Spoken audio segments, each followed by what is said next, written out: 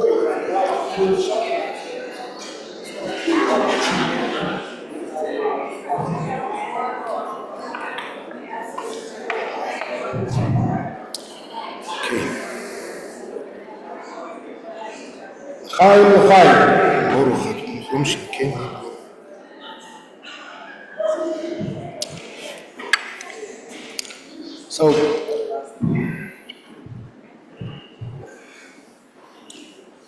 welcome everyone. Thank you very much for coming. It's the biggest pleasure for us to celebrate tonight this special miracles that we got in the past and in the present and God willing in the future. So as we started with L'chaim, everyone knows L'chaim is to life. So that's the main reason of celebration is life.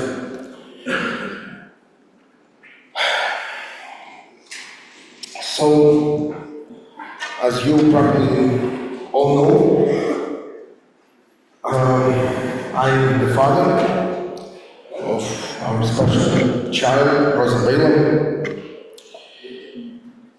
and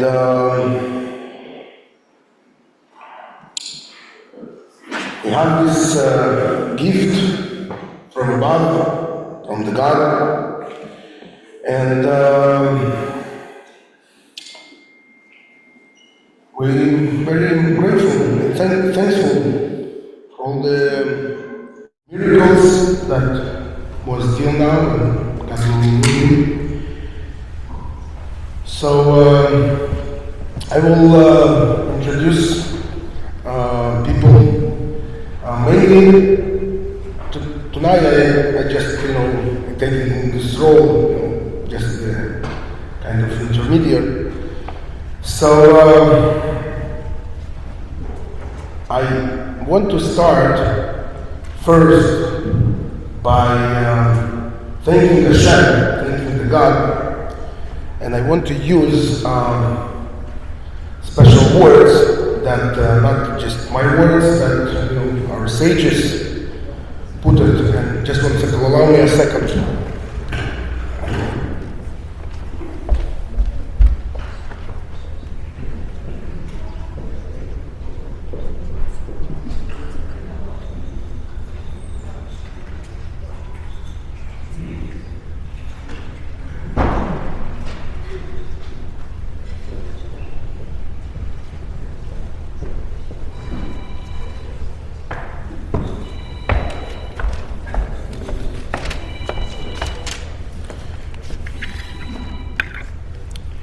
So this is the blessing that we sing as religious Jews 3 times a day. We thankfully acknowledge to God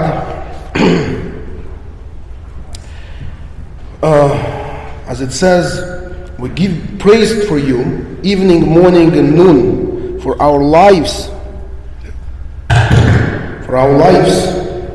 which are committed into your hand, for our souls which are entrusted to you, for your miracles which are with us daily, and for your continual wonders and beneficence. You are the beneficent one, for your mercies never cease, the merciful one, for your kindness never end, for we always place our hope in you.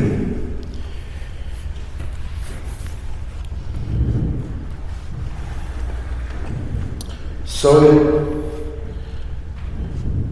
this is a very special moment for us all, and this moment that we are here, the Shikriyanim Kimanu, that we're very grateful that we came to this moment to give thanks first of all to God, who is in charge of our souls, That's the main life.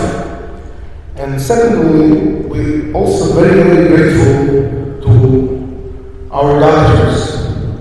And I can show you the doctor teams are on the right table.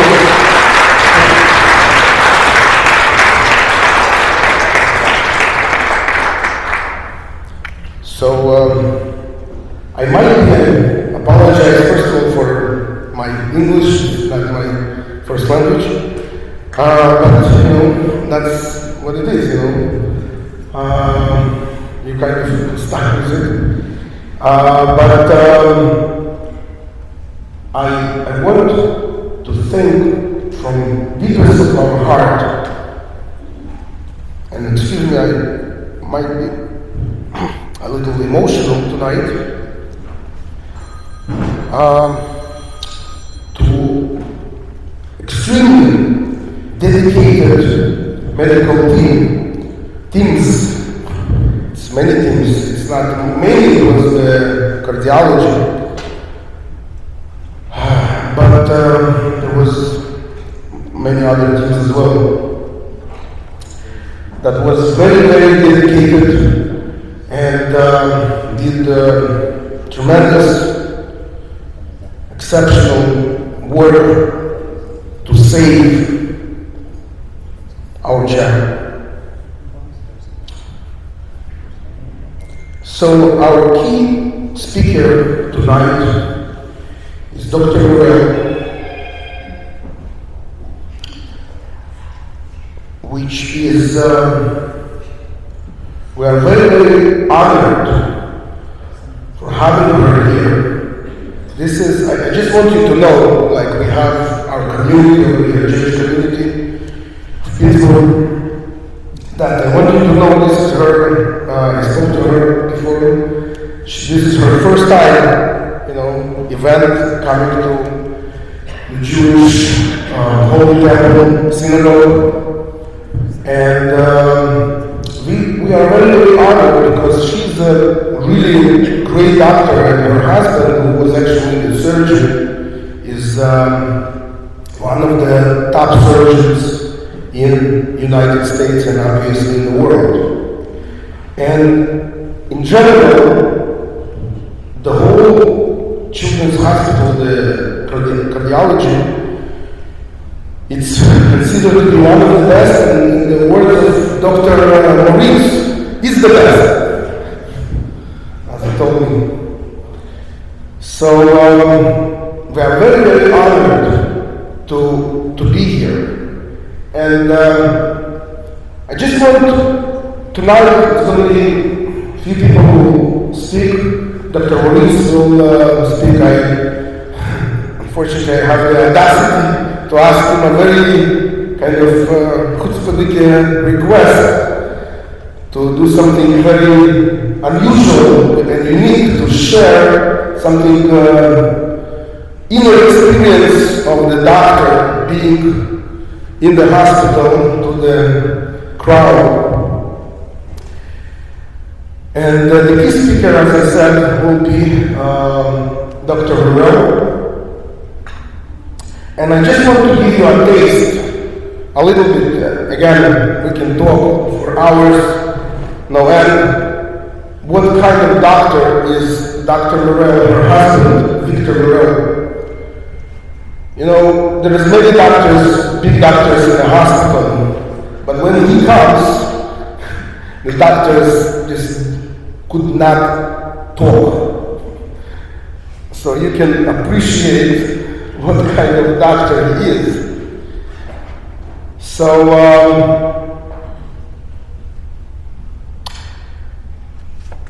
I can tell you, I will start with the story that I can relate very much to it. I said it over a few times before, but I think that's the perfect occasion to say it over. There was once a Jewish man that, I don't know if he necessarily was Hasidic, but he was making his last 16 wedding. He has 16 kids. And on his last wedding, 16, he starts speaking and he says, I want you to know, and again, he was a very religious and observant person. He said, I want you to know that the God never helped me. And he was just shocked. He was religious guys. God never helped. That's how he, and he continues, he says, never helped me because it's not like I did something and he helped me. He did everything from the beginning to the end. So that's what we feel, that it's not only God made some miracles to help us. God did hear everything from the beginning. And as Dr. Rebbe will share with you, very unique, specific details of our story. So, without any other ado, I want to be honored to invite the chief rabbi, the main shliach of the Rebbe, Rabbi Rosa, to open officially this evening. And again, I want to say thank you to everyone, but I want to say that Mrs. Rosenfeld, the Rebbe, was exceptional. There is no words to how everything she has, in the words of my wife, she was always kind of Magdim. You say Magdim? She was guessing what we need before we actually said it. Magdim refuah. So we are very, very tremendously thankful to Mrs. Rosenfeld and everyone else in the community. Also, I want to just especially say a very, very special thank you to Mrs. Dr. Weiss, actually, that she's also, I mean, we're not, her relatives or something like that. And I know her, actually, I know her before because I was helping Yosef,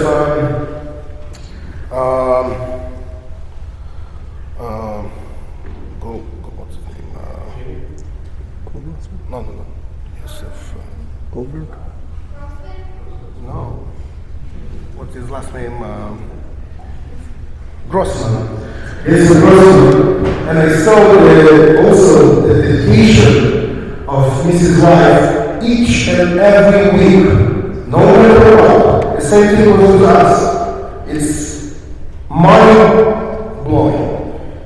She and her daughter, it is much very, very,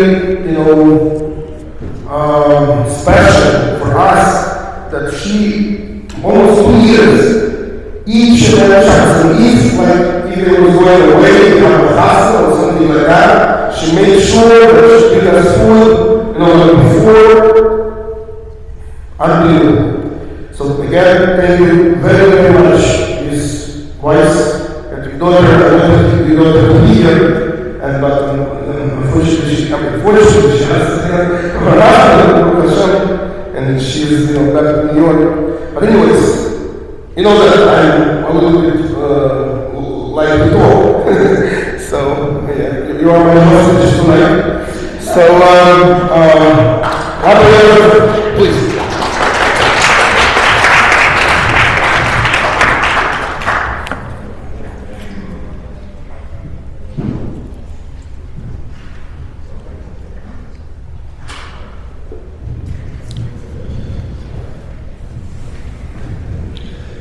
Thank you, Rebbe. Just to share a few thoughts, as we heard already, we're all hoping to soon hear some special words from a very special doctor. This is a very special opportunity. It's an opportunity, as Rabbi said, wants to make a blessing, shechianu. A shechianu is made on an occasion that happens maybe just once in a lifetime, or on a rare occasion, when something beautiful, something special happens for you, you make this special blessing. There's a blessing, and we thank God for everything in our life. When we take a drink of water, we make a blessing for it. But on a special occasion, we make the blessing that Rabbi just did. So it's special for us for many reasons. One of the special reasons is just the fact that we have an opportunity to meet such a very special person like the doctor that's here with us. What's so special about that? Let me tell you what's so special about you. The Torah tells us that when a person is not well, the Torah says, "V'napoli mirabi," that the Talmud teaches us that means that we have the permission. A person might say, well, I'm not well, God made me not well, so am I going to fight God? God wants me to be not well, so I'm not well. Am I going to change God's mind? So God says, yes, you can. How? Go to a doctor. And the doctor, God gives the ability to make a difference. Okay? Now, how does the doctor have that ability? So the Talmud teaches us that a doctor has special angels that go along with them to be able to do what they need in healing the particular person that they deal with. So you might say, well, every doctor has angels. Great, so what's so special about me? But the Rebbe, our leader, taught us something special, and that he said, okay, what's the difference between a big doctor and just a regular doctor? A big doctor, he said, has big angels, not just regular angels. So we are honored to be here with you and your very special angels that come along with you.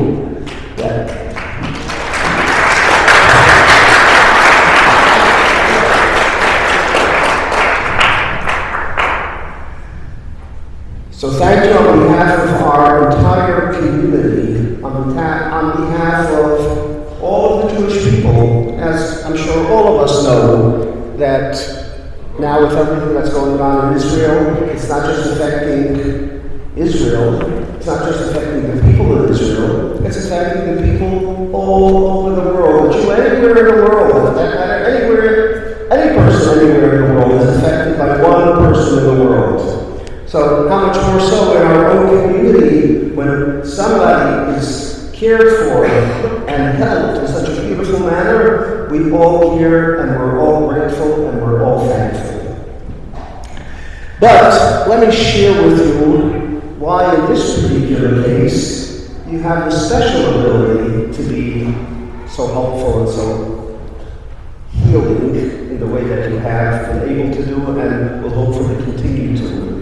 I just want to share with you where you get this. You thought you went to school and it's just over with. There's more to it.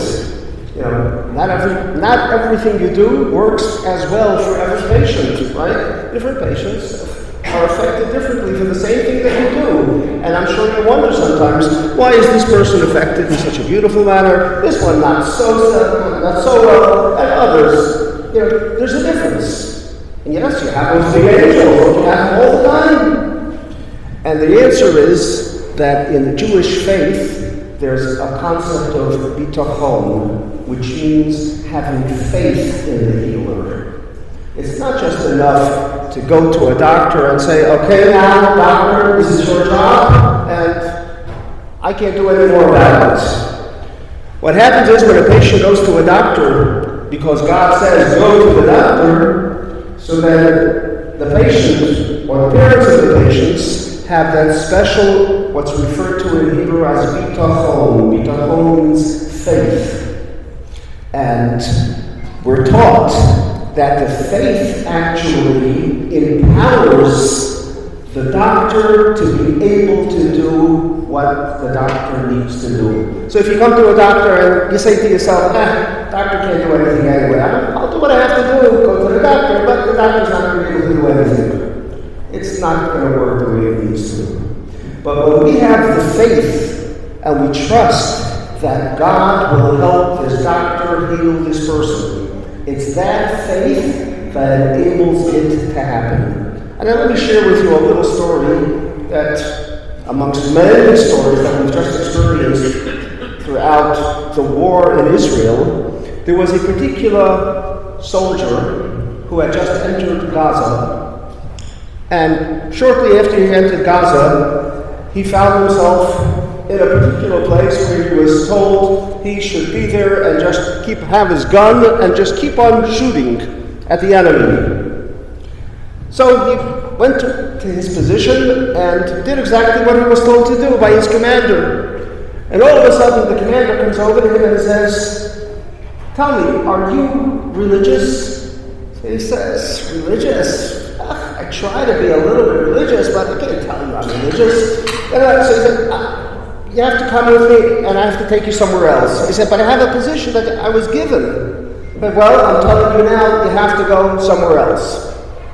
So he comes with him and he says, "I want you to go a little further away from right here because it was in the middle of the gunfire. I want you to go to a corner and I want you to stand and pray to God." He said, "Okay, I'll pray to God." As I said, this guy wasn't really that religious, but he knew how to pray, and he knew if you have to pray, you pray. So he prays for a few minutes. After a few minutes of praying, the commander comes over to him and says to him, after hugging him and kissing him, he says, "I want you to know that you have just saved our lives." So he said to him, "Because I prayed, I saved your lives?" So I said, "Let me tell you the story." He said that we just had under this commander, he had just brought in several tanks of soldiers that were needing to go from one place to another, and there were about 30 or 35 soldiers, and all of a sudden he realized that they were encircled by the enemy, and they literally couldn't get anywhere. And this commander is thinking to himself, look what he did to his own soldiers. He put them in a situation where they couldn't get anywhere, and this was going to be a done deal, and there was nothing he could possibly do. And this commander didn't happen to be a religious man, but he said at that moment there was nothing he could do except for one thing. He knew he has to find somebody that's going to pray to God for this. And he said, "I came to you and I asked you to pray, and I was convinced that if I'm going to have somebody pray to God, this is going to work." And he says, sure enough, as you were praying, I realized that the whole group of 30 or so soldiers that were surrounded by the enemy, somehow or other, miraculously, they were saved.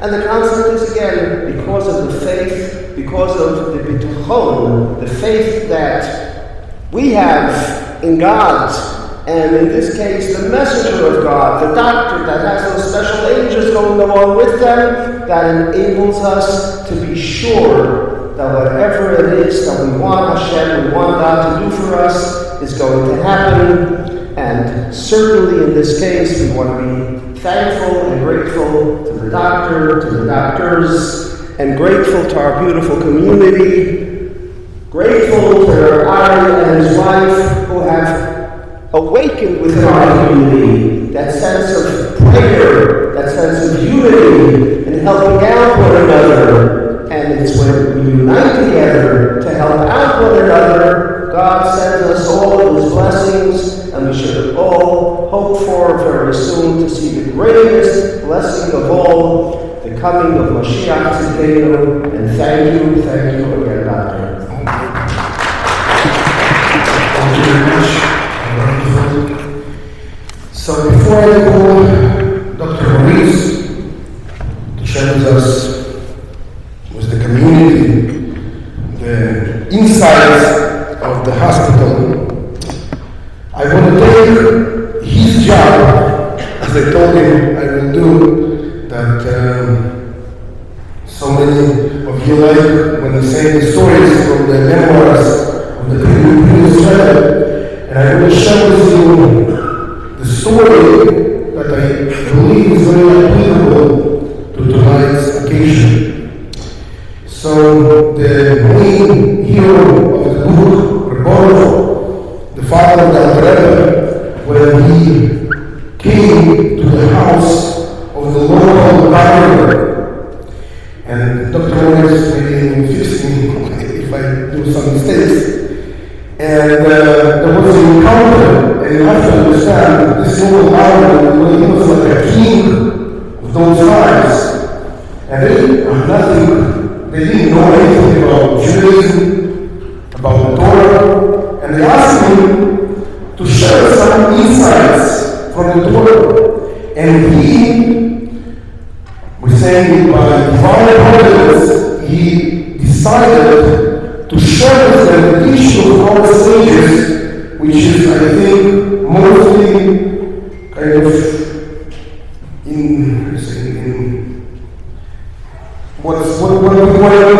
what we're doing today with our daughter.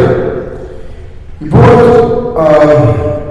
the last verse of the whole entire Psalms, the King David wrote that Kollel that every neshama, which means a soul, should praise God. And that's how King David finished the Tehillim. And our sages expand and explain how neshama, the word neshama, soul in Hebrew, has a meaning also neshima. Neshima is the breath.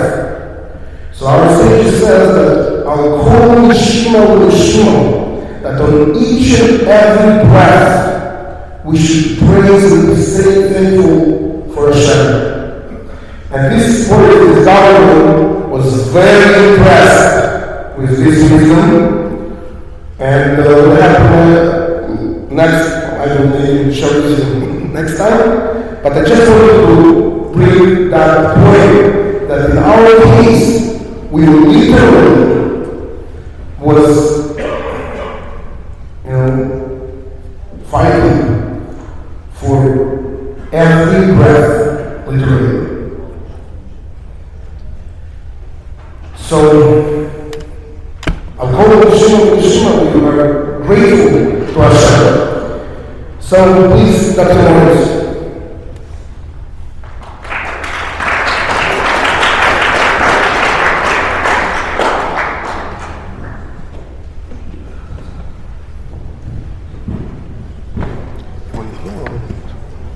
Whatever it is.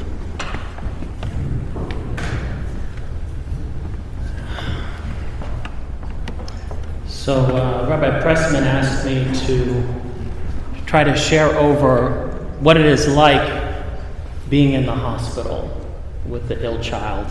And it's impossible for me to share that over. It's something, it can't be done. But what I can share is how having a sick child or a child with a chronic illness changes a person, changes the parent, changes the child, and changes the doctor. That I can share, and I think that is more relevant. Anyone who's had a child, a healthy child, knows what a life-changing experience that is. Just having a normal, healthy child completely changes your life, and you totally have to get your life in order. And all of you know who have a child know what it's like having a sick child. All our children get sick. We know what it's been like staying up at night with a sick child, or having to go to the emergency room, or having to go to the doctor, or when your child gets sick, not knowing if it's something serious or not serious. We know how difficult it is taking care of a sick child. But then taking care of a sick child with a chronic illness, a chronic disease. I'm a kidney doctor. I take care of children with end-stage renal disease. End-stage renal disease means it is never going to get better. They will have renal failure their whole life. They will have dialysis to kidney transplant, to dialysis to kidney transplant. There is no end of the road. Or when you have complex congenital heart disease, you will always have heart disease. It is a chronic disease. Having a child with a chronic disease is 100-fold that. And then, as difficult it is to be in the hospital, being in the hospital and being Orthodox Jewish is 100 times more difficult than that. Problems can arise at any moment, and you never know what's going to happen. And when a problem arises, it's like something that's appearing in the far distance. We're all looking in the far distance, and we're trying to discern what the problem is. Because that's the way it starts out. It starts off in the distance. And it comes closer and closer and closer. And you hope that you can discern that problem sooner than later. But eventually you will discern the problem because it will hit you right in the face. But we're all trying to discern it sooner than later. And when you have a child with a chronic illness, when we have a child who's healthy, but let's say we have a child who is so well behaved, they're a well-behaved child, they're not a problem, they do well in school, maybe they excel in sports or they excel in music or something like that, you almost don't have to raise them. They're such a pleasure. With a child like that, you actually don't get that attached to the child because you didn't have to do that much. You didn't have to invest that much. When a parent has a child with a chronic disease, they have to invest a lot in that child to maintain the health. And when they go through that process, they are very invested in that child. That child becomes very special and very precious because every day they have to put in a lot of work and they become extremely invested. And as physicians, we become more invested in them as well.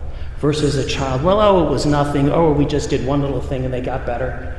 And a child where we have to work hard and when we don't know how the outcome is going to be, we as physicians become very invested in that child. I see very often, because I'm in pediatrics, the parents of the children who I take care of, they're young. These are young parents. And they don't have a lot of resources. They don't have their life together. Many of them are not very, educated, not very literate. But it all changes when they have a sick child. It takes about 6 months. In about 6 months, you have a completely different person. You have someone who maybe lacks self-confidence, lack medical literacy. Within 6 months, they're very confident. They're very medically literate. They have been going on to rounds every day with their child.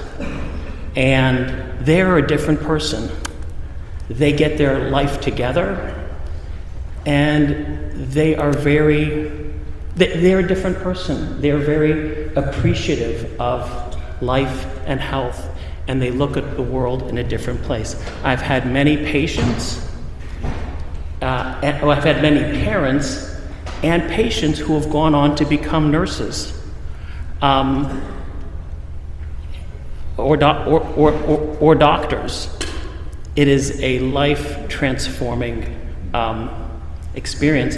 And talking about angels, as a young doctor, when you're young at this, you see a lot of miracles because you need a lot of miracles. When you're inexperienced and you're doing this, you need a lot of miracles. And as you do it for a while, you don't see as many miracles because you don't need as many miracles. That doesn't mean they're not there, but I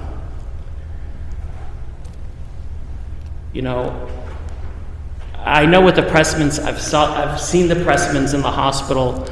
Probably didn't stop by as often as I could. They always had a Rebbe video playing, and they've seen a lot of problems and a lot of complications. And when you see a complication, you don't know if it's going to be for a couple hours, a couple of days, a couple of months, a year. You just don't know. But you developed a sense of, and you have to work with the medical team. And that can be hard. That can be hard working with a team when you like to be a, independent, resourceful person who takes care of everything. It's not that way. When you're a patient in the hospital, a parent in the hospital, the one thing you do not have is you do not have control. You have lost all control. And you have to cede that control to the medical team, and you have to learn to be part of that medical team and trust the medical team and have the bitachon that Rabbi Rosenfeld is talking about. And it is a life-transforming process for the better. Not that I would wish it on anybody. And I will just slightly, briefly relate it to today's Torah portion with Noah, who was commanded to build an ark for 120 years. 120 years is a long time. To have to build an ark for the flood. And it says, Rashi explains why it was 120 years. But one thing is, after he was going to be the only person, he and his family were going to be the only person on that ark who were going to live after the flood. And to rebuild the world was going to take a lot of skills. And by having to build an ark for 120 years and learn every single skill to build that ark and to take care of all that animals and everything, it prepared him for the world after the flood. And I can say, having a child with a chronic disease or being a healthcare worker who has to take care of them, it does prepare you as a person for life, and it changes you as a person for the better. Thank you.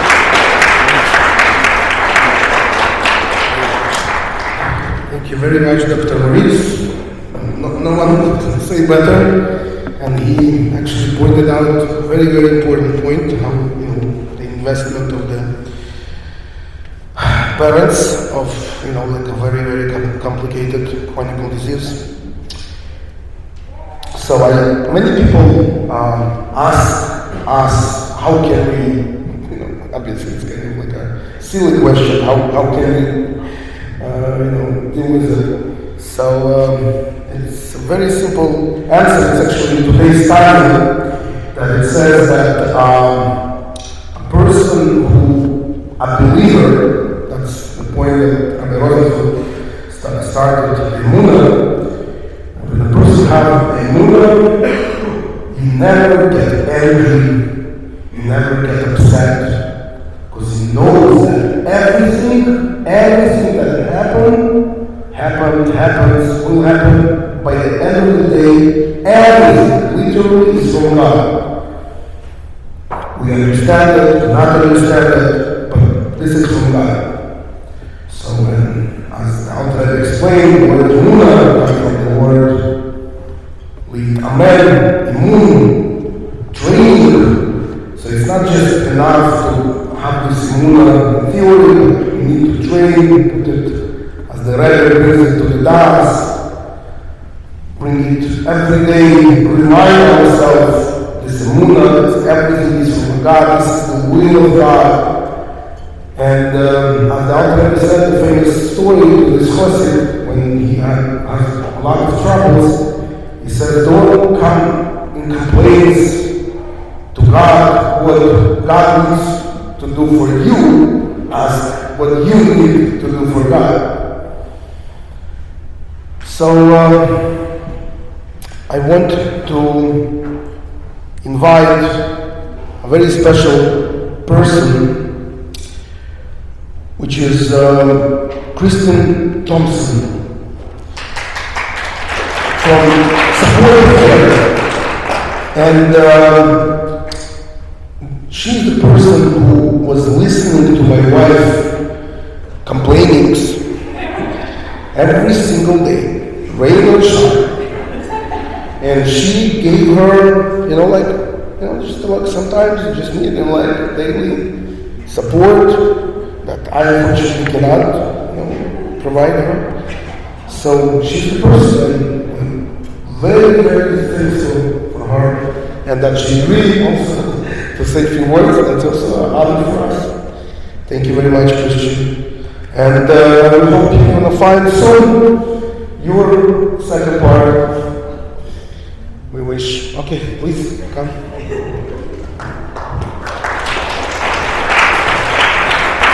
want to hold it or?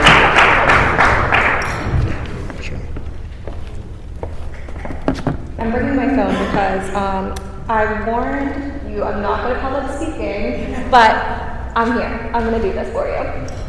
I'm Kristen. I am a PA with the supportive care team at Children's Hospital.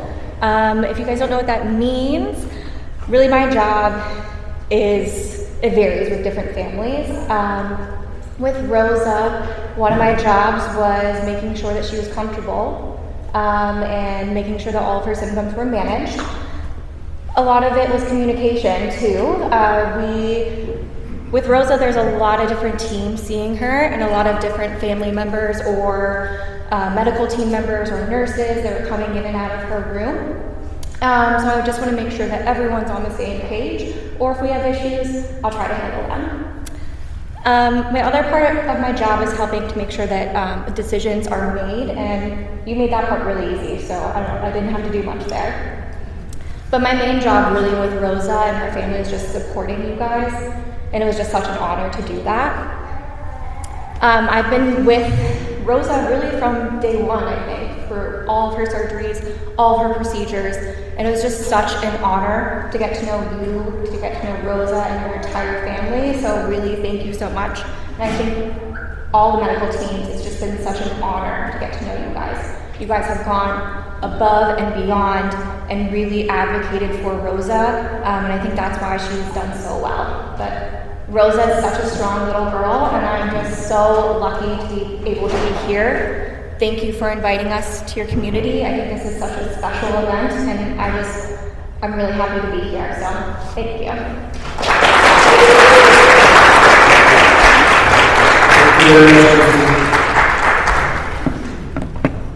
So, before we will invite Dr. Morel, our key speaker tonight, I just wanted you to know that when I just said to Dr. Moritz that Dr. Morel is coming, he was like, no way.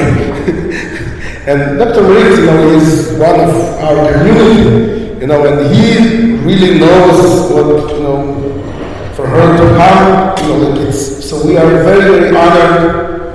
Please.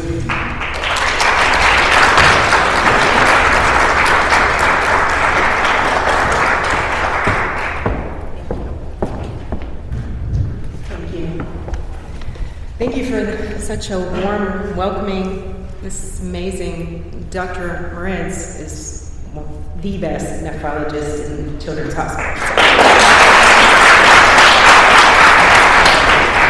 I know that my husband, Victor Morel, would like to be here. Unfortunately, he's out of town, but he would have been here if he could have. So I appreciate the welcome to come and celebrate Rosa and her journey. Rosa's journey has been, like many patients that have complex congenital heart disease, a very difficult one. One with many struggles and thankfully many successes. Her family has asked me to kind of give you a little bit of insight on what her last year has been like. I met Rosa on her first day of life in the cardiac ICU. To explain what it feels like to be in the cardiac ICU is probably absolutely impossible from a family standpoint. That first day, you probably meet 50 providers. You have your intensivists, your ICU team, you have your cardiology team, you have the surgical team, you have the nurses, you have all of our team members that come in and introduce themselves, talk about what's wrong with the heart, what the potential plans might be. It's completely overwhelming. We have to do it, but it's overwhelming to the families. And I think that is sort of just a tiny taste of the difficulties that comes with having a baby with complex congenital heart disease.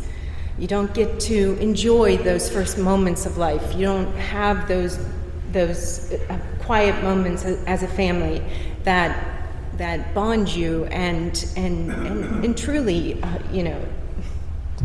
make you feel like this is why we have children. We love to bond with them. We love being with them.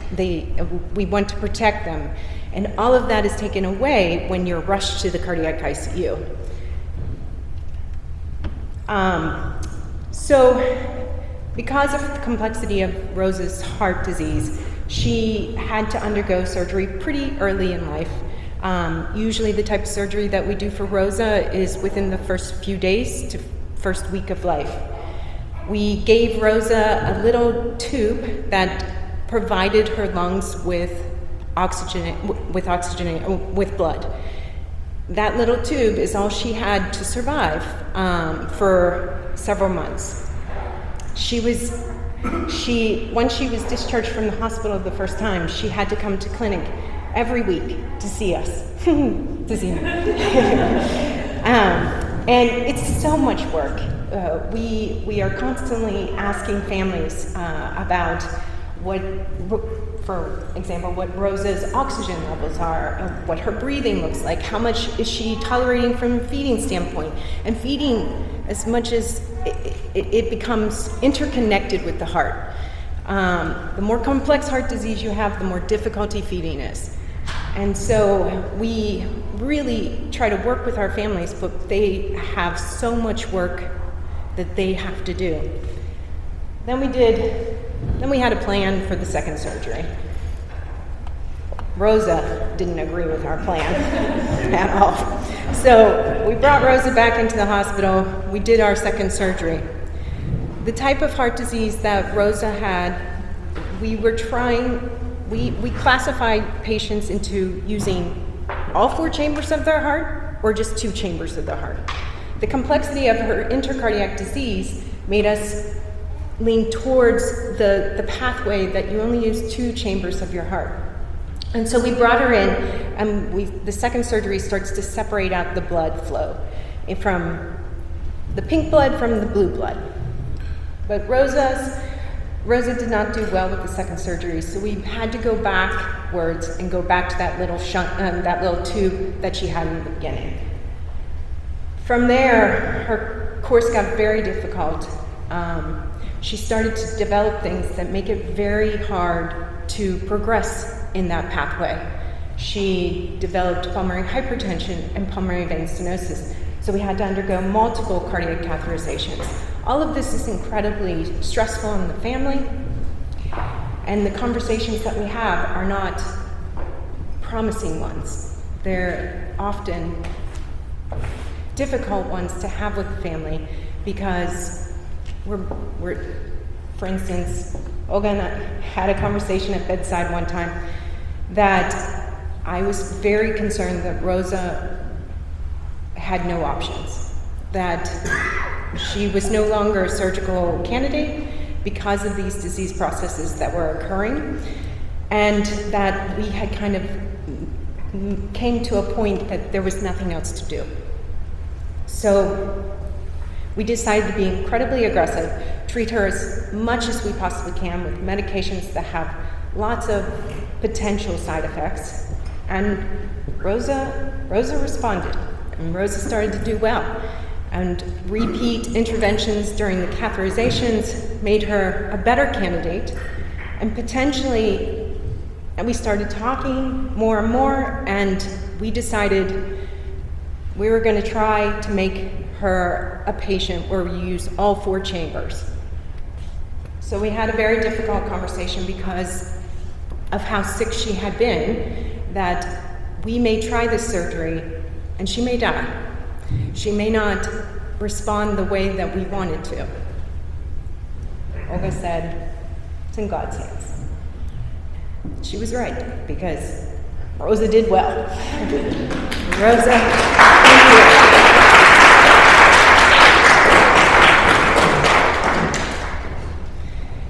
So now Rosa's home. Still, there's lots to do and lots to deal with. Her mom and dad have to deal with lots of complex care, but she's going in the right direction. Rosa's one of those patients that make what we do absolutely worth it. Seeing how well she has progressed and come through has made the entire Heart Institute happy. She has a special place in the hearts of the Heart Institute. I don't think there is a single provider in the Heart Institute that hasn't taken care of Rosa. So she definitely has a special place. It has taken the entire institute, from nursing, APPs, physicians, our neurodevelopmental team, our supportive care team, to get Rosa to where she is. And without them, we wouldn't be able to give the care that we give to patients like Rosa.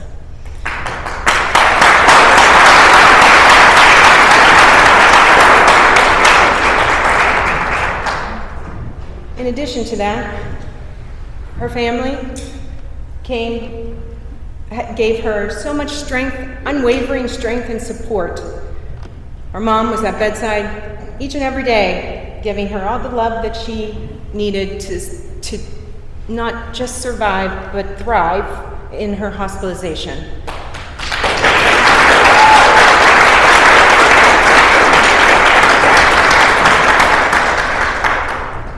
And she definitely kept the medical team in line.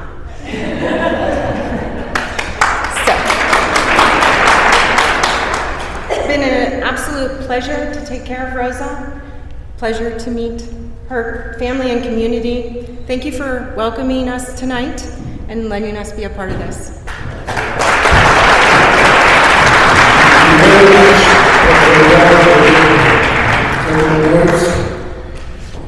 So I want to invite Rabbi Tzvi is the chaplain, and he has the Lizchus. Not this year, a year ago, exactly on Rosh Hashanah, when she went into an emergency operation. He came there and he blew the shofar. So I want to invite him to say a few words. Thank you. So, like Rabbi Tzvi mentioned, I had a very small part in this big story, but as a member of the community, and I want the representatives of the medical team to know that in my home, and everyone sitting here, I'm sure in their homes as well, every evening as we say prayers with our children, we conclude with a prayer for the recovery of Rosa Baila bas Yamit. So we have you in mind, and we are all grateful because she's a part of all of our family, and we thank you.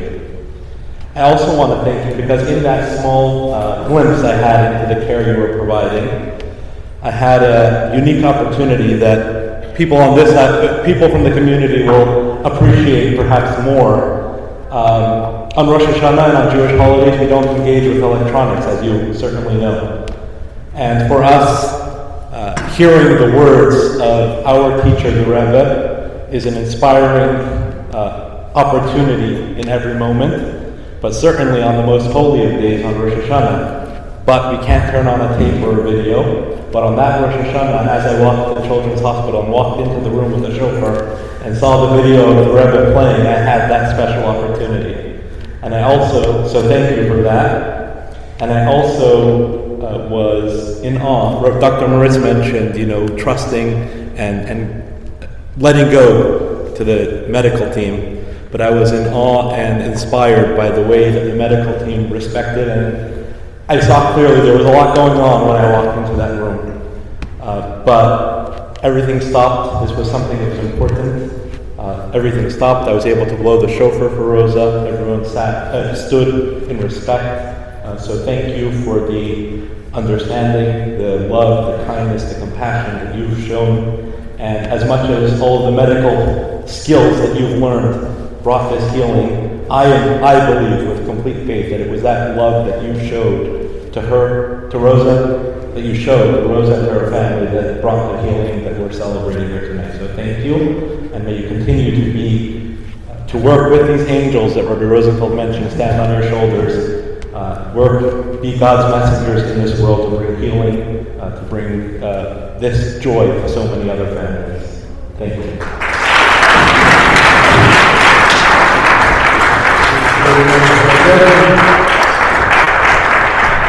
And now is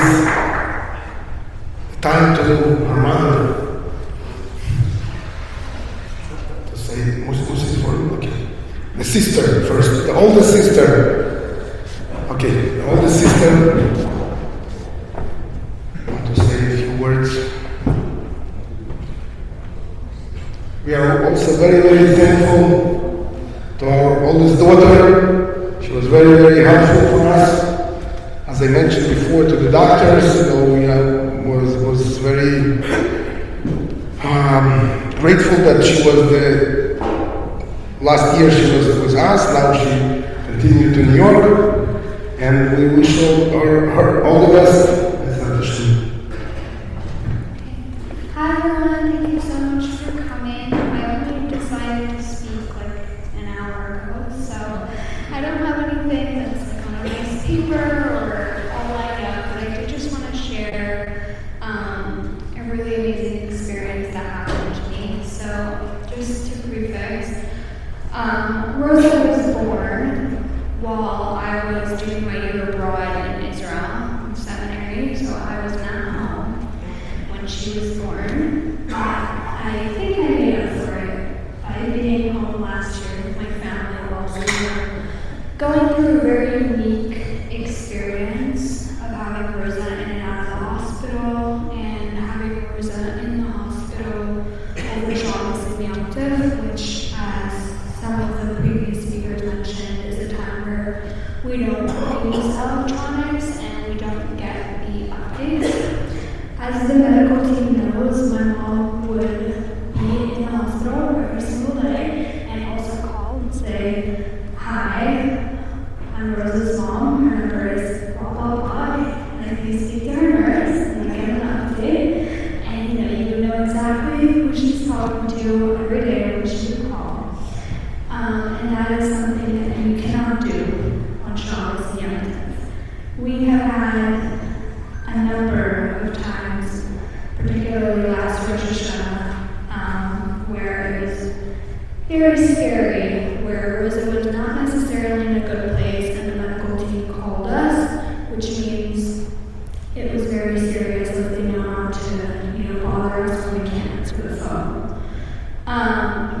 In times like these, we don't really have what to do, and it's definitely a learning curve to have bitachon in such a literal way. Like, you always learn about bitachon in school and you learn about bitachon in theory, but it's just like a totally different experience having to apply theory to real life. So when you're put in a difficult position and the only thing that you're able to do is believe or trust or whatever word you want to use for it, it's very difficult, to put it mildly. But I want to share with you something that is very powerful and inspiring, not only to me, but to anyone who I've shared this story with. So this evening, we've really focused on thanking and acknowledging the medical team's part in Rosa's health, which I'm not going to talk about at all, because you guys are an absolute critical part of her well-being and her health, and we couldn't have done anything without you, obviously. But I want to thank the community for saying Tehillim. For those of you who aren't familiar with Tehillim is songs, and there is a group chat on WhatsApp that people are constantly praying for her and taking a chapter of songs to say for her. I personally feel that Rosa is very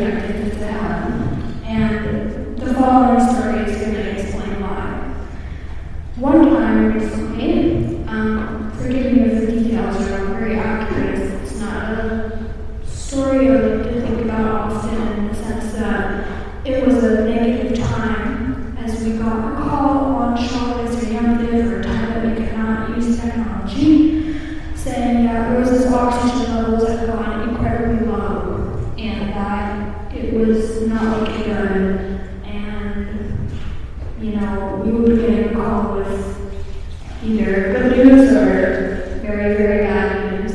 So, of course, by the way, I should mention that it was like 2 o'clock in the morning or 3 o'clock in the morning, so, you get woken up by the ringtone, my mother's ringtone, which everybody knows in the house. My mother's ringtone goes off on Shabbos, high alert. But my mother's ringtone went off, we got this call. We both said to him, we both sat by the bathroom light and said to him, and I went to my bed to say to him, and I said to God, I said, I know it's not possible, but if you could please make her oxygen just go up to 80, 81. I know 81 is like way too much to ask. It's not even in the, it's not even possible right now. Her oxygen is beyond anywhere, 80s is like asking you to be on the moon right now. But I asked anyway, and I said my songs, I said my Tehillim, and while I was saying my mother got a call back from the hospital, and I said, you'll never believe it, her oxygen is at 81. So I just want to take a moment and really, really make a point that Tehillim that you say for Rosa Baila bas Yamit makes an incredible impact and a tangible difference in her health and her well-being. When you take a Tehillim, you take a song on the group chat, or you just have her in mind when you're praying for her. I've had so many friends and family tell me that they went to the aisle or they davened for her, and when people ask me what can I do to help, that's what you can do, because that's what I see has a tangible difference, makes an impact. So when you, like I said, take a Tehillim or say Tehillim for her, I want you all to know the impact of it and know that it has a tangible result in this world, and it's not just, making a difference on another plane, it's making a difference right here and right now. So I want to say thank you to the community for everyone who's had our mind, and I want to say thank you to everyone who's helped us, and again, thank you to the voices, members and fellows, and thank you to the medical team. Special shout out to Kristen, who is my mom's hospital best friend.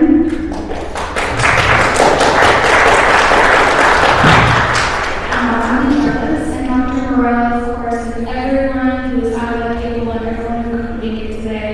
I was not at the hospital as often as my mother, but I did try to go often when I lived here last year. So I have see some familiar faces, and I just want you guys to know that we're so incredibly indebted to you and grateful, and we love and appreciate you so much.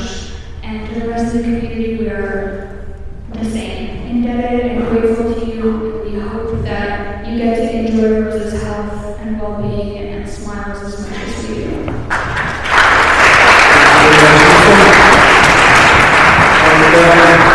As a small example, again, we can share here a lot about the story. A small example of a lady that actually came tonight is Mrs. Carol Stone, and I met her just randomly on my work, and when she heard that I have a baby, she asked me I need to pray. She was so involved, and she got into this healing group, and she became so much part of our family, even though we're not so much close, and she's not part of the community. She knows very close Dr. Hubner, but I really appreciate your coming tonight, Carol, and she always sending her stuff, and she really appreciates all my kind of funny stuff. So, my wife, please.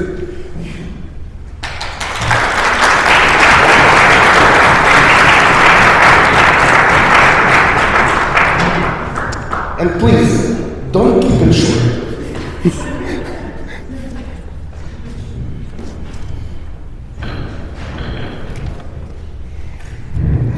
Yes, we have a division here. I keep it short, my husband keeps it long.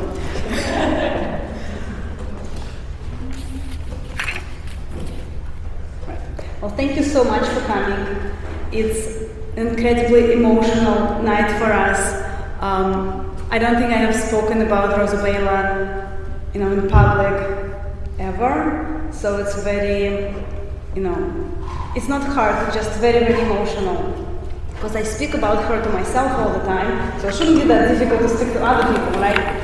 But thank you so much. It's a very special night for us. We're celebrating Rosa Baila and how far she had come. When a family has a child with special, complex medical needs, basically it's never over.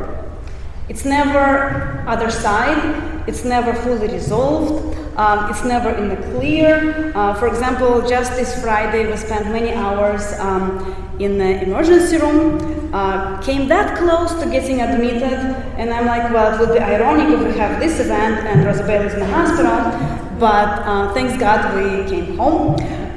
We're very happy. So basically, if it's never over, what exactly are we celebrating? And first of all, there are a few things we're celebrating, not a few, many things we're celebrating. But first of all, we're celebrating the community that carried us when our world fell apart, when Rosa Baila was born, and continues to carry us for the last 19 months. As I happen to know many moms of medically complex children, it amazes me every time how special and unique this community is. And what we have here is very, very special, and trust me, not every community is like that. There are so many people that I need to thank, and I'm very scared that I'm going to forget somebody. So please accept my umbrella thank you to everyone who was involved, who made our meals, who offered rides, who called in to check on us, and who just held space while we processed and went through the motions of accepting a special child. There are a few people that I have to mention especially. I know my husband did, but my husband did, I will. First of all, Mrs. Rosenfeld, who spearheaded this whole operation helping Pressman family, who anticipated our every need and made sure it happened without us even asking about anything. And on top of that, we got a hot potato kugel every Shabbos. Thank you. Another family that we'd like to mention is the Weiss family. Mrs. Weiss and her daughters brought us dessert every Shabbos for the last 19 months. And you cannot imagine what a difference a cake baked with love makes. Thank you. As my daughter mentioned, my next thank yous go to all of the hundreds of people, some of who I know, and lots of people who I don't personally know, who are part of Rosa Baila's Tehillim chat. I did not establish a count, but I'm positive that Tehillim had been said over and over many hundreds times in the Lizchus of her refuah shalema. I know we can always count on you, and we wouldn't be here without you. Musi expressed it beautifully, and I'm not even going to attempt to match that. I hope that in Lizchus of your saying Tehillim, all of your personal needs and requests should be answered immediately in a revealed way.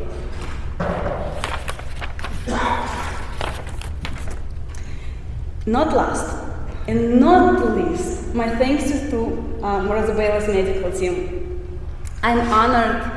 I'm so honored and so thankful that you guys are here today. It's so special to see you outside of the hospital. And I hope to see you many times outside of the hospital. First of all, we feel truly lucky that we have an amazing children's hospital here in Pittsburgh. I can't even imagine if we would have to travel with all of Rosa Baila's needs out of town. Not even going to go there. On top of that, we have an outstanding cardiology unit and many very special people who work there. All this time, I felt very confident and reassured that Rosa Baila was in good hands. And just like Dr. Marie said, when you have a medically complicated child that is in the hospital from birth and staying there for a long time, the first thing you lose control. I happen to like my control a lot. So saying that I was confident, reassured, and very much happy with the way Rosa was cared for is saying a lot. So thank you so much. We're incredibly thankful for you guys.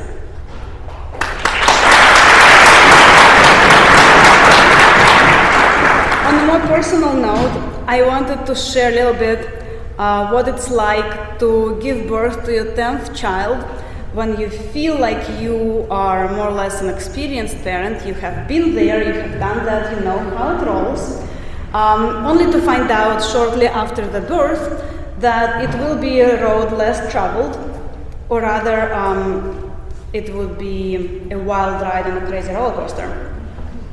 There's a word in Hebrew which is mikre, means accident. If you rearrange the letters, it will become kara ma or kara mi Hashem, which essentially means that everything is from Hashem and there are no accidents.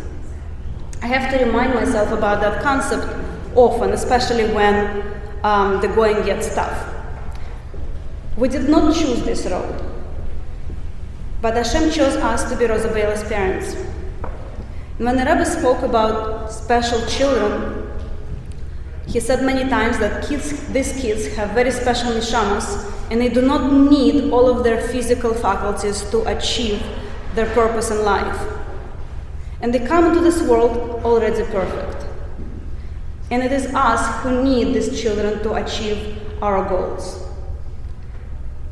Rosa Baila came to this world as she is, and she has a mission and a purpose. As a newly minted special needs parent, I can tell you a few things. Number one, even if you do your super very best, sometimes it's not enough. Number two, your older kids are superstars beyond.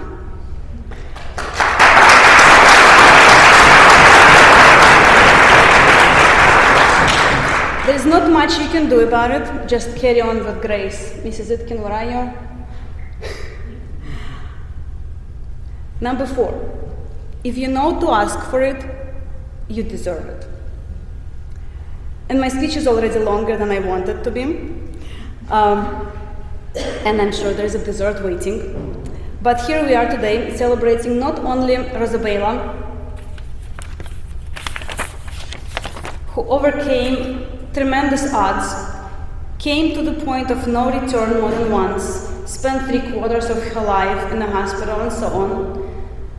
We're also celebrating an amazing community, outstanding medical team, and the fact that while it's not 100%, and the fact that it's 100% not easy, Rosa Baila had taught me to focus on the big picture and always remember who is in charge. So l'chaim to life, and may we only share good news and have revealed brachas in our lives that come easily in a straightforward way, and may we have Mashiach right now.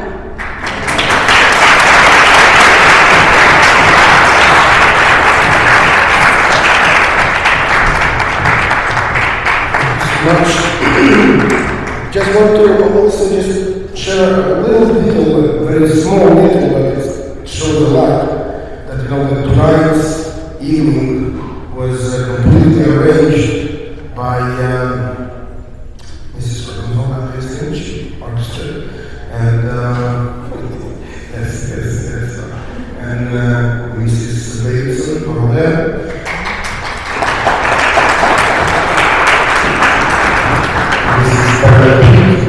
though she's doing this professionally, it was completely no charge, which is also. So we really had, obviously, morning.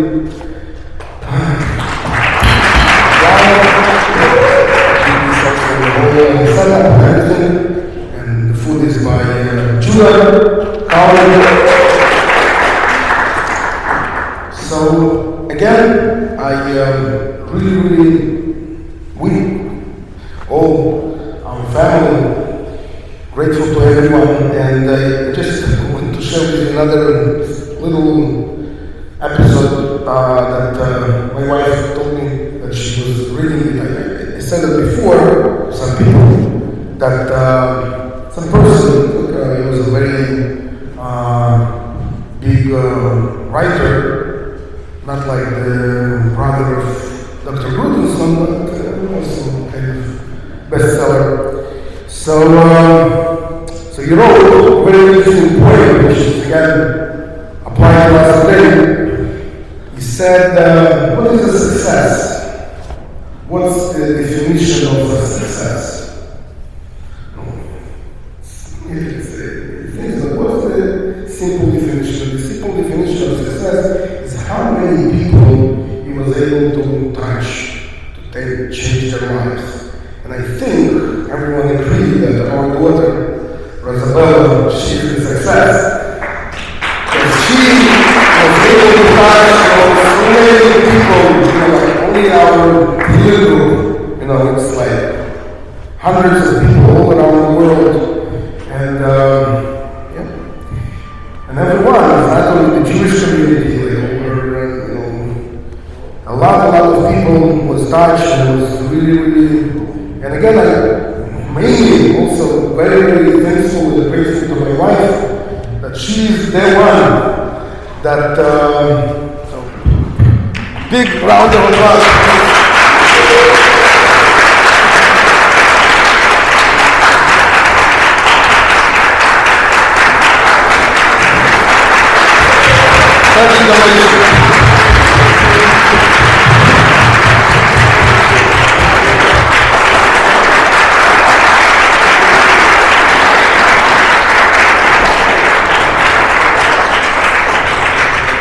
So I want to share with you also one story that one doctor actually told my wife. I don't remember his name, but not important, but it's very showing love. It's everything that we went through. So he said, and I think our medical team will appreciate that story very much.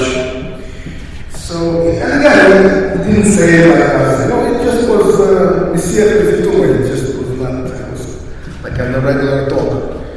So he said, just to share his experience, just like it's interesting that if you read the protocols, like the doctors, they must document everything they're doing. So if he's an emergency doctor, and if you read the protocol, let's say 30 years ago, of what the doctors was doing, and it's a common thing.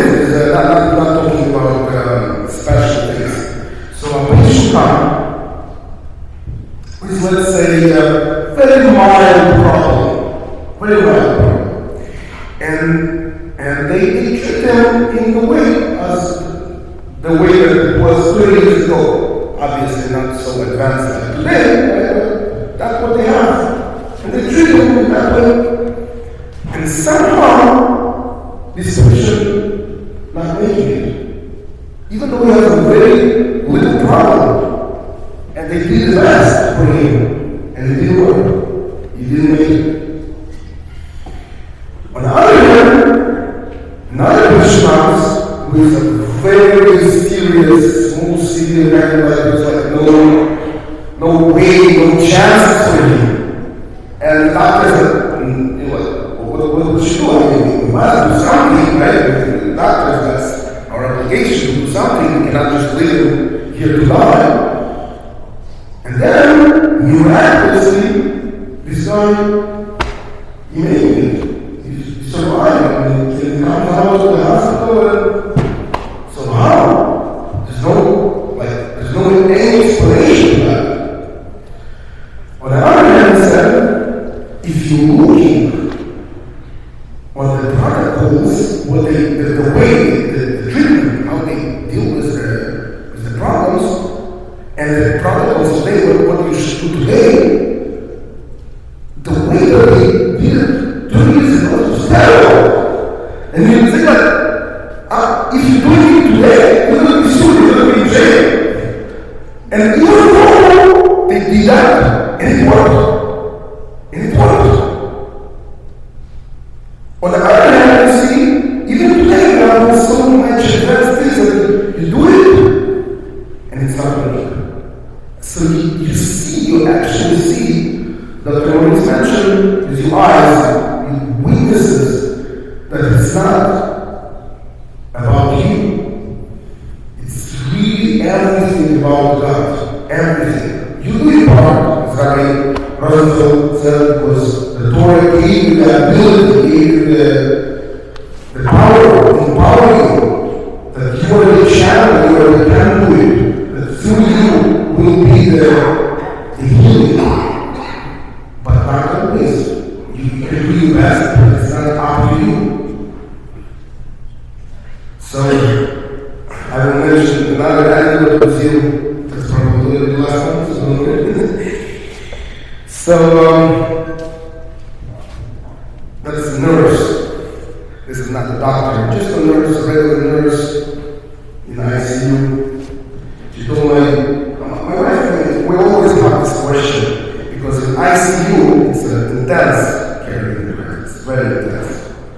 So it's like every second, one minute, seconds we're talking about saving lives. But so and other people working there by shifts, very long, sometimes 48 hours. How can you look very, very intense to me? So always have these questions from my wife. In a conversation, she asked her, how do you do it? And she told her that she says that everyone here is what's called control freaks. They like to be in charge, to know you have a satisfaction, right? When you know that each move is actually saving lives.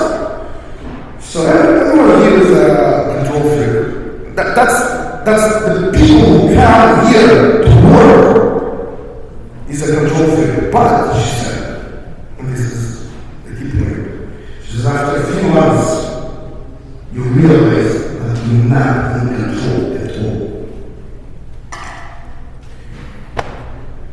So the final time, again, I can speak a lot, you know that, but I don't want to hold you, so I think we will finish the formal part of this fundraising, and we can later on continue. There is still mashkin over here. So again, thank you very, very much to each and every one of you, especially for the medical teams that made a special effort to come here. And as I always mentioned, we would like to see you outside of the hospital. Thank you so much, Jen.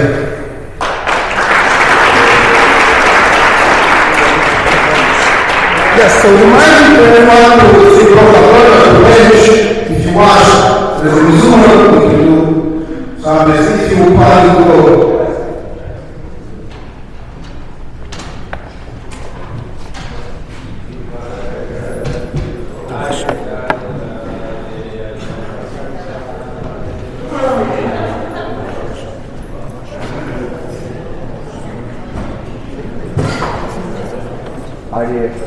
Sure.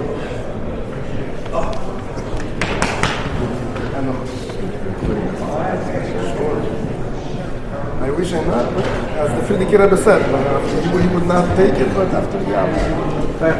Sure.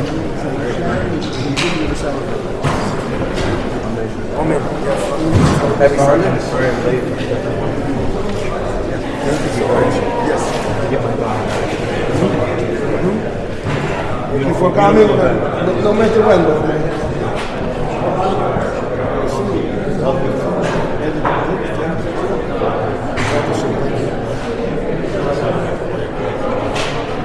כל המבורך לסבור,